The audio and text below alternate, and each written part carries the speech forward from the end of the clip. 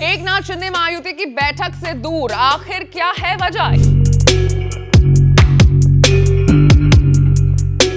एकनाथ शिंदे की महायुति की बैठक से दूरी की इनसाइड स्टोरी पर आज एक्सप्लेन बाय एबीपी लाइव में हम चर्चा करेंगे। नमस्कार, मैं हूं आपके साथ आशीष सिंह आनंद।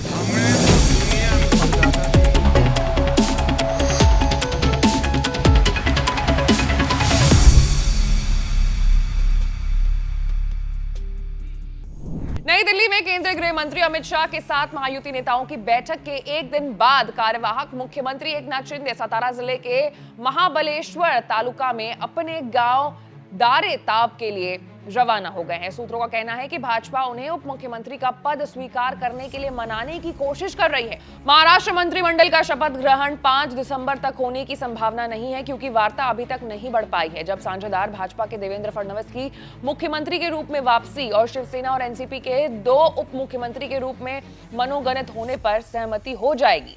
हालांकि कुछ लोग शनि अमावस्या के चलते शिंदे के गांव में होने की बात कर रहे हैं। पहले शपथ ग्रहण समारोह सोमवार को होने की उम्मीद थी। हालांकि अमित शाह की व्यस्तता के कारण वार्ता पूरी होने की संभावना नहीं है, जिन्हें शनिवार तक डीजीपी सम्मेलन के साथ महायुति भागीदारों की प्रतिस्पर्धी मार्गों को संतुलित करना है। सूत्रों को अब तक उम्मीद है कि शपथ ग्रहण 5 दिसंबर को आजाद मैदान में होगा, क्योंकि शाह का कार्यभार जटिल है और प्रधानमंत्री मोदी की व्यस्तता भी है, जिन्हें शो का सितारा माना जा रहा है। गुरुवार देर रात शाह के आवास पर हुई चर्चा में निवर्तमान मुख्यमंत्री एकनाथ शिंदे ने इस तर्क पर सहमति जताई थी कि 132 विधायकों के साथ भाजपा और 5 विधायकों के साथ भाजपा मुख्यमंत्री पद की स्वभावता दावेदार है। वार्ता में परिचित सूत्रों ने बताया। हालांकि शिंदे ने यह स्पष्ट नहीं किया कि वो एनसीपी के अजित पवार के साथ उप मुख्यमंत्री के रूप में काम करेंगे या नहीं, लेकिन भाजपा सूत्रों को उम्मीद है कि वो फडणवीस की टीम का हिस्सा बनने के लिए राजी हो जाएंगे। एनसीपी भी इस तरीके की उम्मीद कर रही है। गठबंधन के मामले में विधानसभा अध्यक्ष के लिए भाजपा के उम्मीदवार होने को लेकर के भी साझेदारों के बीच सहमति बनी दिख रही है। खास बात यह है कि शिंदे ने संकेत दिया था कि शिवसेना उनके उम्मीदवार को विधान परिषद का अध्यक्ष बनाने में दिलचस्पी रखती है, और सूत्रों के अनुसार भाजपा शिंदे को मुआवजा देने के लिए उनकी इच्छा को मानने से पीछे नहीं हट रहे हैं।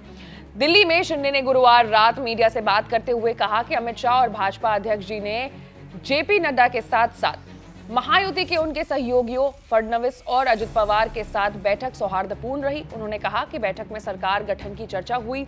आज पहली बैठक थी, कल मुंबई में मुख्यमंत्री और विभागों के बंटवारों पर दूसरी बैठक होगी। मैंने पहले ही महायुति के मुख्यमंत्री उम्मीदवार को शिवसेना के समर्थन की घोषणा कर दी थी, इसलिए गतिरोध दूर हो गया है।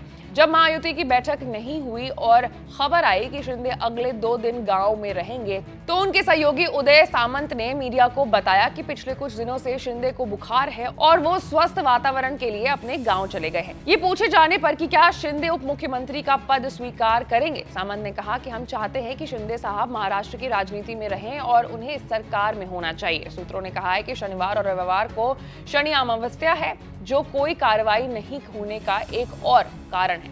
भाजपा सूत्रों ने कहा है कि उनके निर्वाचित विधायक को अभी तक पार्टी के विधायक दल के नेता का चुनाव करने के लिए मुंबई नहीं बुलाया गया है। सूत्रों ने कहा है कि बैठक सोमवार को होने की संभावना है। इसके बाद तीनों दलों के विधायक दल के 3 मुख्यमंत्री, उप मुख्यमंत्री पद और विभागों के बंटवारों पर फैसला करने की जो काम है वो शुरुआत उसकी होगी।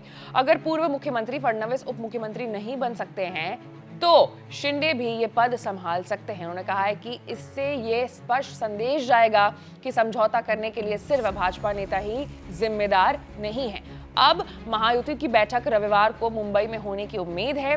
शिवसेना नेता उदय सामंत ने इन अटकलों को खारिज किया है कि शिंदे नाराज हैं। शिवसेना नेता ने कहा है कि दिल्ली में भी उन्हें बुखार और जुकाम था। ये कहना गलत होगा कि वो नाराज होकर के गए हैं। किसी को भी स्वास्थ्य समस्याएं हो सकती है। तो कुल मिलाकर के उम्मीद है कि सोमवार तक जो स्थिति है वो थोड़ी थोड़ी साफ हो जाएगी, लेकिन तब तक के लिए आपको हमारे चैनल को लाइक, सब्सक्राइब और शेयर करना होगा।